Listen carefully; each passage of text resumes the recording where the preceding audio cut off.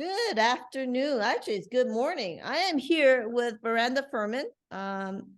They are probably one of the most dynamic students I've had.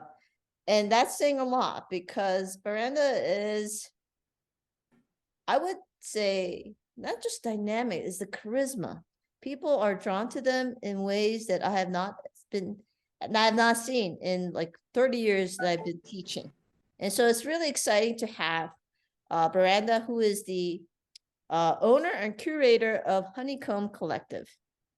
Hi, Baranda. Hi, Sam. I love that introduction. I like dynamic. I've had like three different career trajectories in the time that you've Yes. that's the dynamic part. When you got to charisma, I was like, I guess people enjoy me. Well, charisma is the energy. It draws people to you. And it's the kind of energy we send out, and you have it. And it's energy that you pick up in terms of even when you enter the room, people are drawn towards you. And it's the unspoken energy that I'm speaking. It's not when you speak or when you start presenting yourself. It's just the aura that you have about yourself and that in your body. And you have to be attuned to it. And I'm very much attuned to energy. And so not everyone is aware of it, unfortunately. Yeah. Yeah. I haven't even always been aware of it. And part of my not being aware of it, and then the process or awakening to becoming aware of the fact that other folks were tuned into my energy even before I was, is part of the process that helped me become aware that eventually I would need to go out on my own as an entrepreneur, even though I was very reluctant. And it was also a part of the very painful process that led to me when I decided that, oh, okay, so now's the actual time. So one, when I was like, eventually you're going to have to do this. And then when it was like, okay, now's the time. Because I've known you for, geez, is it over 2 years now, Miranda? Yeah. Mm-hmm. I've known you for about over 2 years. In that time, one of the things that I've noticed is that when you are not aware of your strength, you're not aware of your power, you're not aware of the kind of impact you have on people. And that was the most frustrating part. You were not aware of your power. And I would hint at it, but you would sort of dismiss it. I would also wanted you to sort of spread your wings and do your own thing, but you were stuck in traditional pathways. First, you're stuck in this need to be ordained within a known denomination. Then you were stuck on sticking with it while trying to play with other areas. And then so now you're sort of going onto your own, sort of, and we'll talk about that. But my question to you is this, to sort of start this conversation is, why was there so much resistance to accepting your power? So the shortest answer I have to that is when you understand what is actually your power or your source of power or your energy as a skill or a set of skills, um, it's a completely different orientation to then what you can do with it, where it might be needed, how it can be useful to you. And so for a very long time, I don't think I understood it as power. I knew that I had a very particular set of skills that were unique to me and that were valuable in any number of spaces. But I wouldn't have understood it as charisma or power or even being a person who understood energy and that sort of thing. I didn't understand what I had and what people were experiencing as power. I thought it was skills or talents or even gifts. It's interesting because I use the word strengths. I don't like the word skills because skills is something you can learn. Like I can learn how to type, that's a skill. I can learn how to use Google, all those types of. And that's precisely it. Well, I was reluctant because I was like, anybody can do this. Like, you sit down, you figure out what needs to be. Like, I did not think because we use special versus different. People have different energies and different powers, and those differences matter. But we don't like to use different. And so I never thought of myself as special because my base understanding of energy and powers, everyone's got it in some way. You just got to figure out how to hone it, how to develop it. And so because I refused to think that I had a special power, I thought of it as a skill. If you really want the skill, you can get it. Like, sit down and figure it out. Well, no, but I want you to think about this, and this is something I touch upon in the book. There might be a person with your similar strengths. How that manifests itself in the particular audience that you're directing your energy towards is unique. In other words, let's say you and I both have charisma, we have energy, we have dynamism, all of those, right? Check, check, check, check, check, right? Generically speaking, we could say we're similar and therefore not unique or special. But your experiences, and you have some really great experiences. Look at all the certificates and degrees you have. You have a PhD, you have a master's, and you have how many certificates at this point? Right. Like 6, 7. 6, 7 certificates. And that's another thing I've been squabbling with you about. Stop getting these degrees and certificates, but you're just good enough as you are. And there's always that there's an insecurity going into this. And that has, I think, something to do with your Blackness. And we'll talk about that as well. But you have all of these things, your experiences, your degrees. And then this is the part is because of your experiences, which informs your particular audience, who you want to reach out to, who you feel called to, who you feel connected to, that is the part that makes you unique. It's not these particular strengths, but the combination in terms of how they manifest themselves. That is the key, I think. And I didn't always have that understanding. Yeah.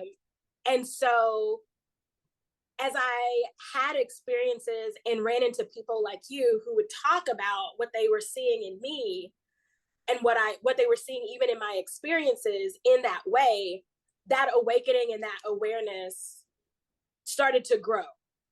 I also was simultaneously having experiences with folks and within systems and that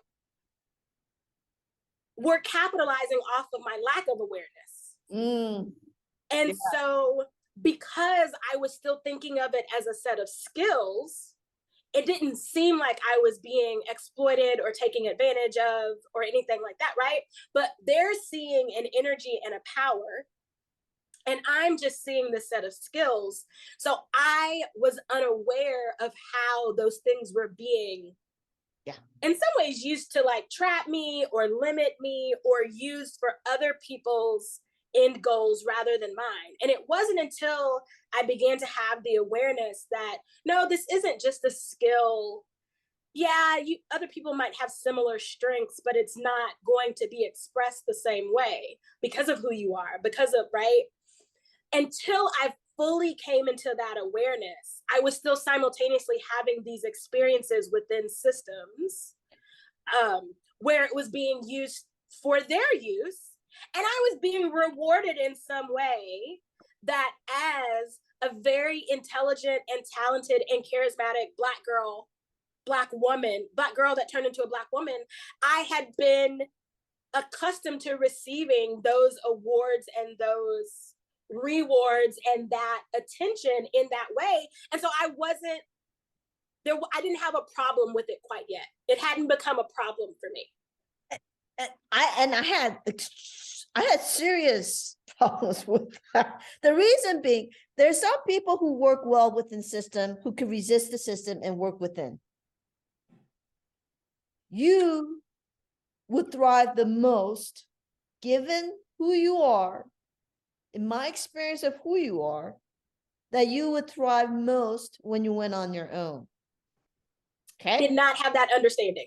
So now, no matter how much I encouraged you, how much I sort of nudged you, and I would sometimes want to slap you, even though it's not correct. Not appropriate. Well, the question is, because you had the 9-to-5 job, what was the trigger? Because you wanted the security. What was the thing that allowed you to sort of push back on that 9-to-5 job and explore other possibilities? And so I'll answer that by starting with the fact that I am one of those people, even as an entrepreneur, that believes you need to know particular times. And I'm not talking about like year one, year two, Christmas time, spring, summertime. I'm not talking about time in that way. I'm talking about when you get to a certain point in your needs or in your health, or right. I believe that there are certain points, we might call them seasons, Yes. where you should say to yourself, if I don't have X, Y, and Z in the activities, the work activities that I'm doing, then I might need to consider a 9-to-5 or a 10-to-6 or a 12-to-8, right? Something like that. I believe the knowledge and awareness of what you absolutely need. So I know I need to be able to be present for my child at certain times of the day. I know that there's a certain amount of food and type of food we have to have in our house. Yeah, money. Food is connected to money. Yeah. But it's not just money. My kid, like, technically the food that my kid eats is kid food. It's like mac and cheese, it's chicken nuggets, it's apples, oranges, carrots. We're not talking about fancy things, right? Yes. And so you can pull through any drive-through, pull up and park at any restaurant, get it off of a menu, right? Except it looks like that on paper, except my kid has a thing about textures, smells, sounds, right? And so we can't just go into any restaurant where there's a bunch of kids running around wild and grab chicken nuggets, because he gets overwhelmed and he's not gonna, right? So that means at meal times, I have to be present for my child. So it's not just, I need to make the money to make sure my child can eat, right? I need to be present. He's only 7, right? By the time he's 10 or 11, he'll have some coping strategies. He'll know more about himself. He'll have more autonomy. He can figure it out, right? So it's not just the money. So I knew, this goes into my decision. I knew after I had gone out doing contract work and consulting, still within the religious system, but because I wasn't on a staff and I wasn't in a denomination, I had the flexibility of my time, right? I could set my schedule. Yes. So after I had a contract and consulting experience where I could set my time and I saw the impact it had on my child, even though benefits, 401k, direct deposit, like, really seemed appealing and would have helped a lot of things at the time, I couldn't trade setting my own schedule and not being stuck in 45 minutes worth of traffic at the time where my kid, right?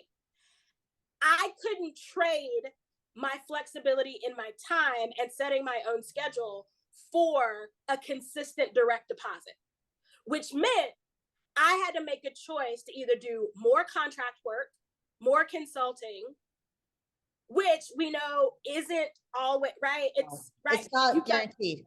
It's not guaranteed.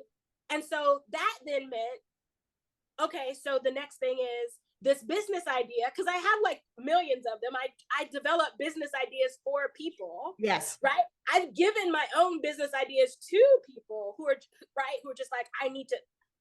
And so I had them. And so I was like, oh, so the timing was right with the things I couldn't trade in my own life, that I had to say no to the traditional 9 to 5. I still wasn't ready. You know that. I still was not. No. Last time I talked with you one-on-one, face-to-face, you were still, there was this hesitation. But I want to sort of highlight something you've said. I want to say there are markers in life, transitions in life. Sometimes they converge to where you are able to make choices. But the question is, do you know what choices you need to make based upon the needs and wants in your life?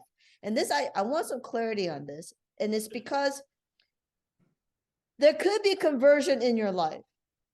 Everything, all the doors are closed, only one door opens. But you don't even know that is a door, an opportunity, because you don't even know what it is exactly that you're seeking out. Right. And so what you're saying is you have a child, the child needs your time at these specific time. And we're talking about a few other things. You knew exactly what you needed. And when these convergence occurred in your journey in life,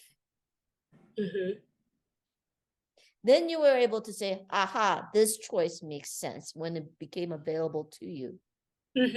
But why is there so much resistance now? I want to pinpoint that. Why is there so much resistance to making that? I'm not saying I don't believe in free fall jumping.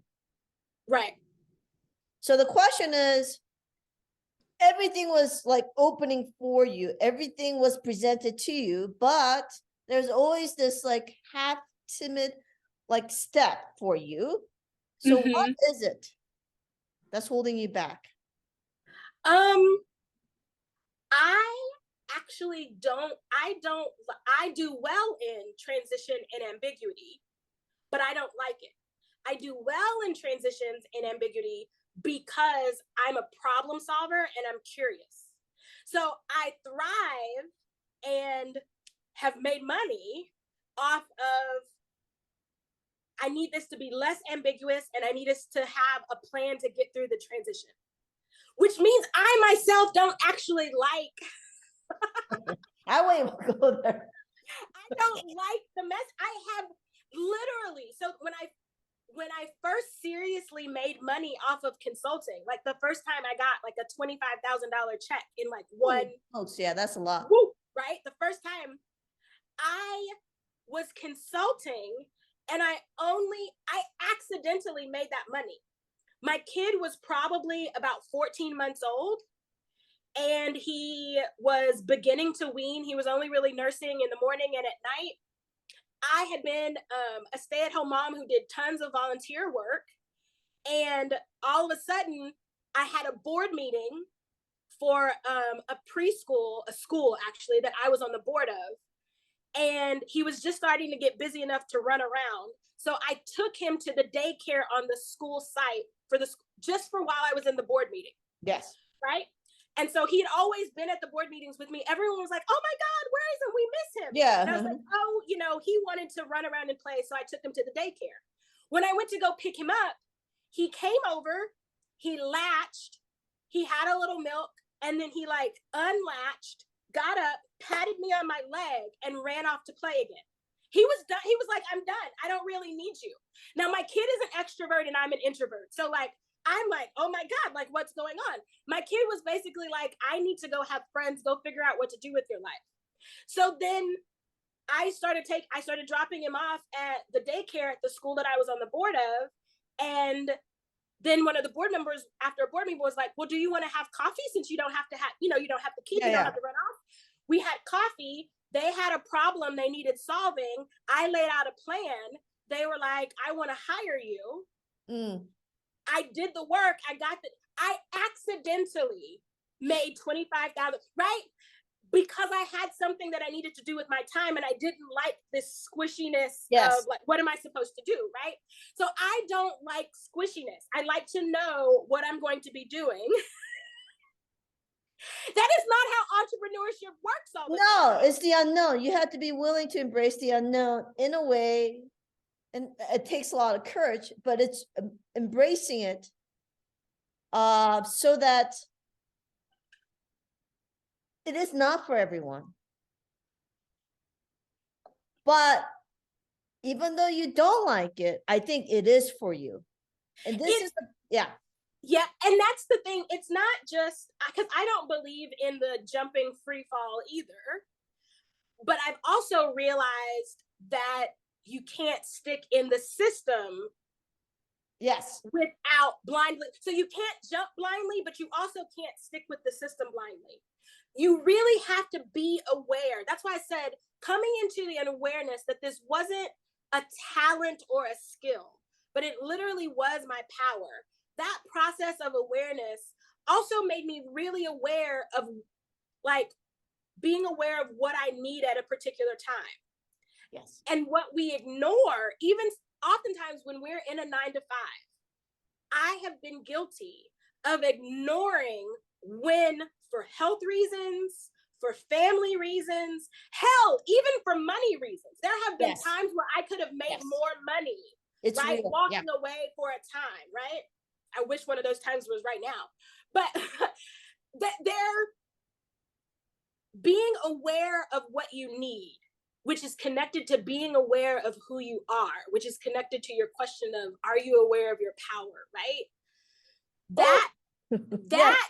That level of awareness lets you know when this isn't working for me anymore. And when this isn't working for me anymore, this 9 to 5, then that means let me pull one of these dreams out of my heart, out of my back pocket, and turn it into a plan, and then work that plan until that plan stops working, right? Absolutely. Until that stops working. And then being aware of what do I need right now and why isn't this working? And then maybe you start another business. Maybe someone buys out your business. Maybe you go back to a 9 to 5, right?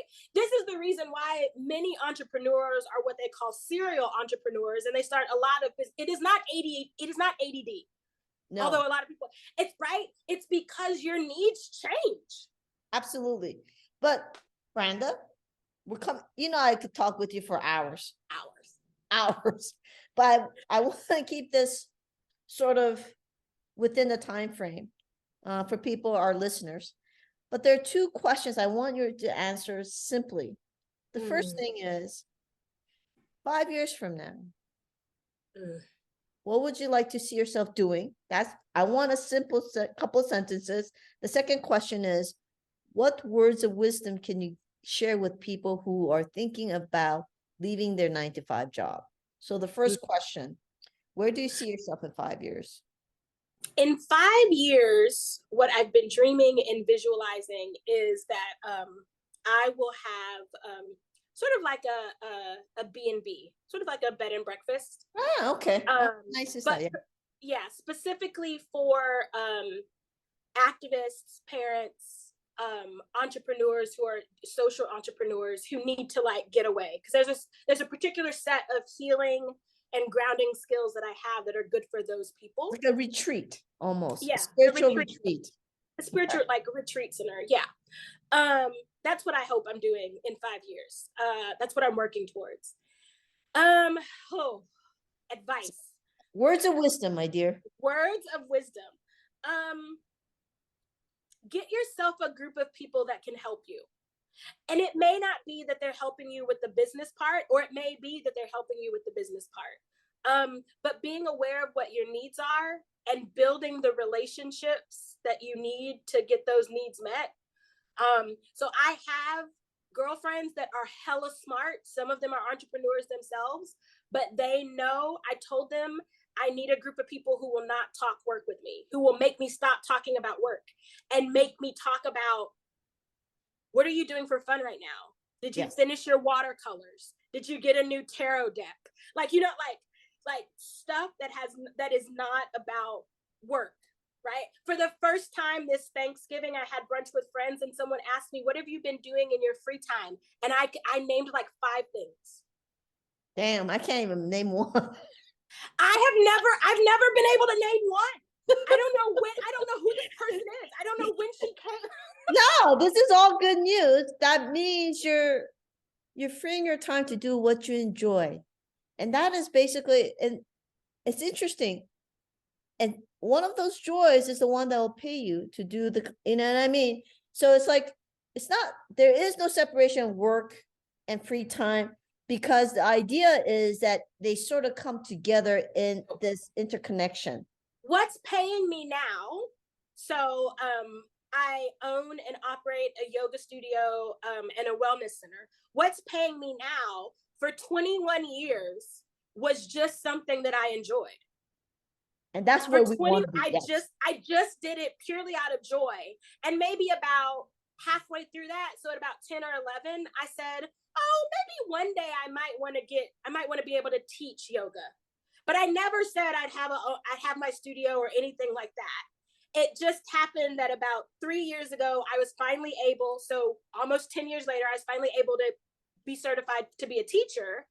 And then when I saw that my needs were not matching up with a 9 to 5, I was able to curate a set of resources that then led, well, I guess we're opening a yoga studio.